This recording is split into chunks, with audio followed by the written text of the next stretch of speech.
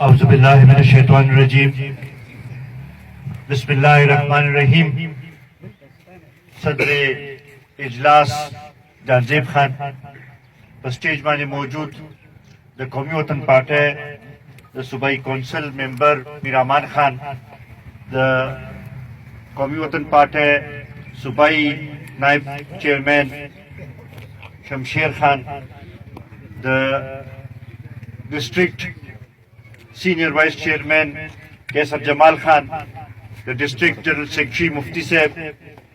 د پی کے 56 چیئرمین جاوید حسین خان غنی حاجی صاحب دوست محمد حاجی صاحب د ضلع باقی عہدیداران یحیی جان خان د پی کے 57 چیئرمین اور د حلقې عہدیداران زما د 56 حلقې مختلف علاقو نه راغلي پارټۍ مشرانو د اصیلو کلي د ګډيري یونین کونسل مرګرو عزتمندو السلام علیکم د ټولو کېول خو د خپل لخوا او د قومي وطن پارټۍ د ټولو کارکونانو د لخوا جانزیب خان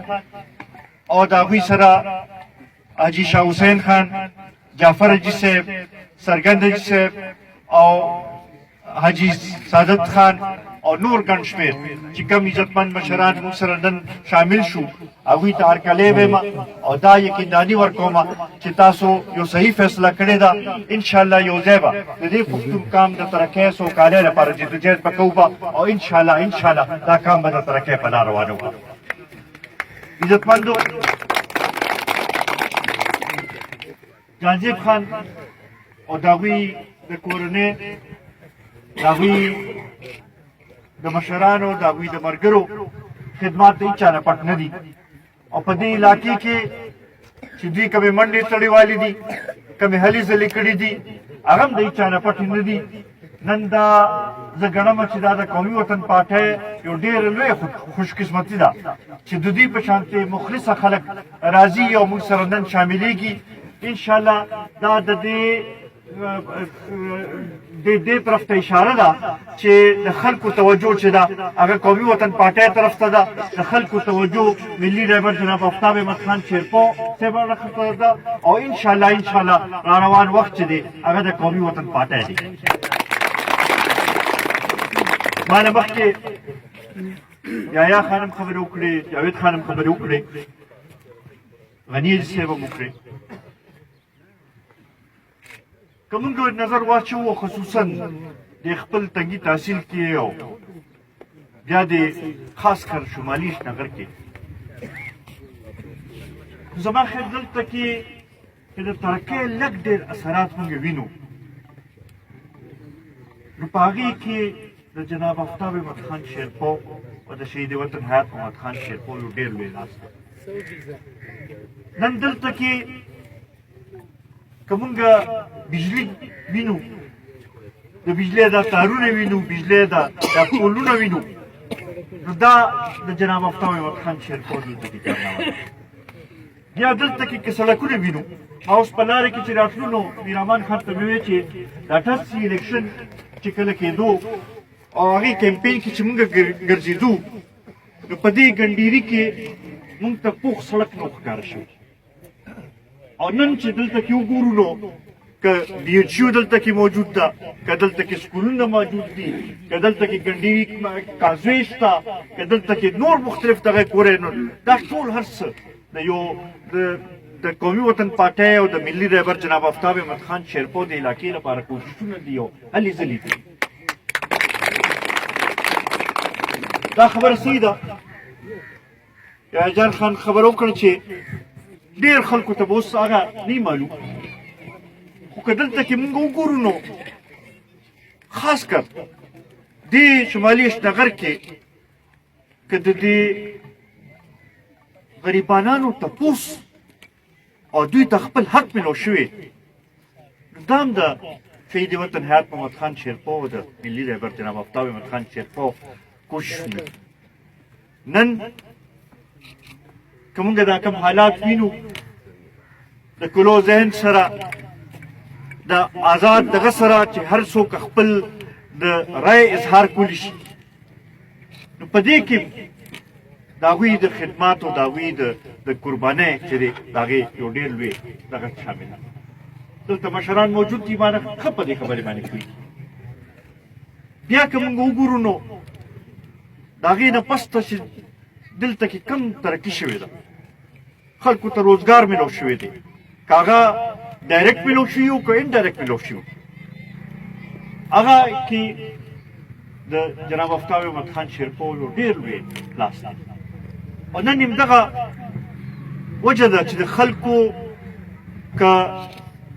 ملي رهبر په اسمبلی کې موجود وي او که موجود نه وي د خلکو د کار تمه چې ده هغه د جناب افتاب احمد خان شیرپور نه کېږي زما خیال اوس به دا کم چې اسمبلی کې ناست دي هغوی نه به څوک د ګیس مطالبه نه کوي د بجلی مطالبه نه کوي د سکول مطالبه نه کوي اوس هم د ملي رهبر نه ځکه کوي چې د هغوی دا یقین ده چې یاره دې کولی شي او ده کړي دي حالانکې اوس حالات ډېر بدل دي ذمهواري دا بل چا ده بل څوک دا کار کولی شي یو وخت چې هغې کې ملي رهبر کولی شو اوس خو دا اختیار د بل چا سره دی خو دا دی چې هغه یو خلکو یو یقین جوړ شوی دی نن ضرورت د دې دی چې مونږ کور په کور کوڅه په کوڅه وګرځو او خلک په دې خبرې باندې پوه کړو چې بیې که موږ واقعي مونږ غواړو چې زموږ د علاقه بیا د ترقۍ په لار روان شي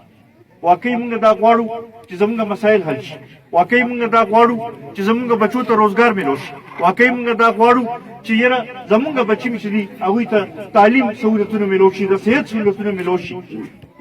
نو د هغې واحد یوه لار ده او هغه دا ده چې د ملي رهبر جناب افتاب احمد خان شیرپور لاسمر ډېرې دعوې د تحریک انصاف هم کړې وې 1 کروڑ نوکرۍ 50 لکه کورونه نظام تبدیلي پته نشته چې څه صحیح نه وویلې 15 میاشتې تېرې شوې زما خیال په دې 15 میاشتو کې چې کومه ګراني راله نو دا په تاریخ کې چېرته نه وه راغلی پرون مې په اخبار کې کتلو چې بیا میاشت پسته دوباره بیا بجټ راولي او نوره ګراني ورپسې راولي اوس هم دا حل دی چې د میاشت اخر راځي نو هر څوک دې تیاریان شي د بجلی دا بل د ګیس دا بل یا نور دا دغه به کم ځای نه پوره کوو بجلی نن بیا 1 روپۍ او 50 پیسې بیا ګرانه کړه زما خیال دی دا چې کله نه چې دا حکومت راغلی دی دا 19م ځل شو چې دوی بجلي ګراني لګوي د پټرولو قیمت کم ځای ته ورسېد دا بلا نور چې دوی خو هر څه ده خو ویل چې زه به قرض نه اخلم او خاص کر که IMF ته راوړم زه به خودکشي وکړم دا یې ویلي وو که نه نن یې زمونږ سټیټ بینک چې هغه د پاکستان هر څه دغه هغې سره دغه دی هغه IMF ته حواله کړی دی زمونږ وزیر خزانه چې دی هغه د IMF نه راوستی دی هغې کې ټول ملک کې IMF ته حواله کړی دی خو پروا یې نشته او چې تپوس چې وکړي وایي صبر وکړئ مونږ ته دا تپوس کوو چې دا د 14 میاشتې تېرې شوې په دې 19 میاشتو کې خو مونږ دا ونه لیدل چې تا د خلکو مسایل حل کړي یا د خلکو مسایلو طرف ته تا توجه ورکړي یا مونږ ته دا نه ښکاره شوي چې یاره زه یو څو ورځو کې به دا حالات به ښه شي کله پورې به صبر کوو مونږ ته دا وښایه او آیا دا صبر چې دی دا صرف د غریبانانو لپاره دی دا صبر چې دی دا صرف د عامو خلکو لپاره دی او که نه ستا دا وزیران به هم صبر کوي او ستا دا کابینه او ستا چې دا کوم لوی فوج دې ساتلی دی چې دوی هم هغه لحاظ سره څه قرباني ورکوي نن خو که وګورو نو هر طرف ته چې دی هر یو کس په مشکل کې دی که ډاکټر دی هغه په احتجاج دی چې هغوی سره زیاتې کېږي لګیا دی که وکیل دی هغوی سره زیاتې کېږي لګیا دی په احتجاج دی که سرکاري ملازم دی هغه په خپل ځای باندې احتجاج باندې دی د استادانو سره چې کوم زیاتې کېږي هغه لا په خپل ځای باندې دغه دی دغه شانتې نور هر طرف ته چې لاړ شي یو طبقه هم داسې دغه نه ده زمیندار چې دی هغه په خپل ځای باندې اریان د شیره دا څنګه به دا دوه وخته روټۍ به خپل بچو له را پیدا کوو به دا به څنګه به دا سلسله به چلي دا خورې کوم ځای ته ورسېدل د نور قیمتونو کوم ځای ته ورسېدل نن وروڼو همدغه وجه ده چې په دې خبرې باندې هر څوک اوس قایل دي چې دا حکومت ناکامه شوی دی دا سلیکټډ حکومت و عوامو نور راوستی ځکه د دوی توجه نورو خلکو ته ده د دوی د عوامو په مشکلاتو طرف ته توجه نه ده نن هغه چې چا راوستی دي کوم سلیکټر چې راوستی دی زما خیال هغوی هم چې دی هغوی هم په دې باندې ستومانه دي چې یاره دا څنګه خلک هم راوستي دي دومره نااهله خلک هم راوستي دي چې تیار شی چې دی هغه نشي چلولی نن دغه صورتحال جوړ شوی دی عزتمندو همدې لپاره قومي وطن پارټي وتلې ده میدان ته مونږ به راپاسو به د عوامو ترجماني به کوو به خصوصا د پښتنو ترجماني به کوو به راپاسو به आवाज به موچتو به جدوجہد به کوو به د ګرانۍ خلاف به خبره کوو به د قیمتونو زیاتولو خلاف به خبره کوو به د حکومتي غلطي پالیسو باندې به خبره کوو به ټیکسونو خلاف به خبره کوو به او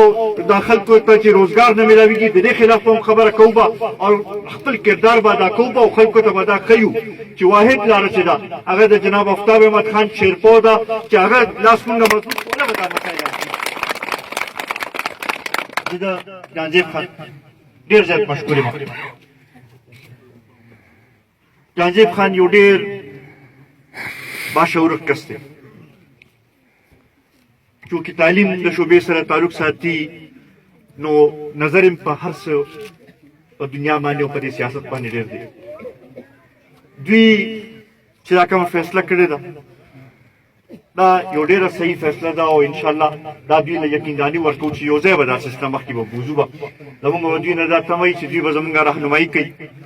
او دا دغه به کوي سلسله به مخکې مونږ بوځو د دوی کشران د دوی مشران ټول به یو ځای به مونږ مشترکه دا سلسله بوځو او کور په کور کوڅه په کوڅه به ګرځو او خلک به په دې خبرې باندې پوهیو به چې د دې خورې لکه مونږ ښېګړه غواړو د خلکو لپاره موږ ښېګړه غواړو د هغې واحد لاره همدغه ده چې د قومي وطن پارټۍ لاس مضبوط د اخره کې یو ځل بیا د جانزیب خان د هغوی د خاندان د هغوی د ټولو مشرانو د هغوی د ځوانانو ډېر زیات مشکور یم ستاسو قومي وطن پارټي سکندر آیات خان شیرپو ملي رهبر جناب آفتاب احمد خان شیرپو قرآن قومي وطن پارټي ستاسو ډېر زیات مشکور یم چې په دې لنډ تنګ وخت کې وخت مو ویستلو راغلی په دې پروګرام کې شریک شوی انشاءالله بار بار به راځو ستاسو د خدمت لپاره ستاسو د مسایلو د حل لپاره بار وخت کې حاضر یو او انشاءالله دا سلسله به مخکې بوځو ډېره مهرباني